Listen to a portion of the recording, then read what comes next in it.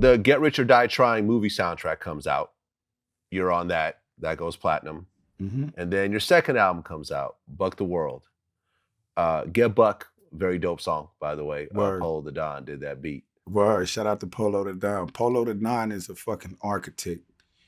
He Oh yeah. built that shit. That record right there. He played so many different parts, like young, Buck, young. That's Polo. People didn't know it, but he was the first one to ever introduce me to the whole talk box instrumental. He just was in a whole nother world. And then, from as a producer. So I owe a lot of that Get Buck record to Polo the Don, for sure. Yep. That album goes gold. So it does well, but not as well as your previous album. Without a doubt. Now, did the problems with 50 kind of start after that? It started with that project. Because what happened was Sha Money and 50 started to have their problems in the midst of me making the Buck the World album. Their issues was, from my understanding, about money, and 50 immediately started to bring me and the guys together in the rooms at the office and say things like, well, look, y'all gonna have to find another manager. At the time, Sha was the president of the company, the manager of me, Banks, and Yayo. He wore so many fucking different hats, bro. The producer, he did everything. He's producing tracks, he's the president of the company, he's the manager.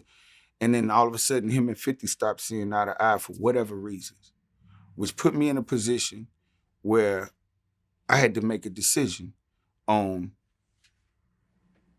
whether I'm gonna continue with him being my manager or not, when 50 just told all of us that we needed to go find new management because he's cutting his ties with Sha. I just dropped Buck the World. Not only that, this is the only manager I know. Not only that, Sha Money had became a best friend of mine. I'm the best man on this man's wedding. That's how me and close Sha was. Me and Sha were fucking probably closer than me and 50. Him and 50 was. So I'm the best man of his man's wedding. I'm judging Sha not from a business standpoint of his problems with 50, but looking at him as my brother. No different than I think 50 was. And I didn't know their situations was that serious to the point where I needed to fire Sha. So Banks and Yayo carried that out, but I didn't. And when I didn't, that's what started everything.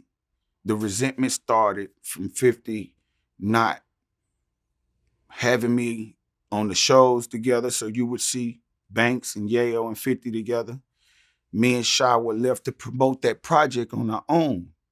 That's why a lot of that project didn't do as well as the first one, because Sha was going through his issues with 50. I've made the decision to stay with Sha. Now 50's treating me like an outcast to the group. Oh, you over there with him, and leaving whatever it was to be done on me and Sha to get done. So from there is when, I was started to get questioned in interviews and shit about, well, what's going up? What's up with you in the G Unit? 50 was here. Why you not there?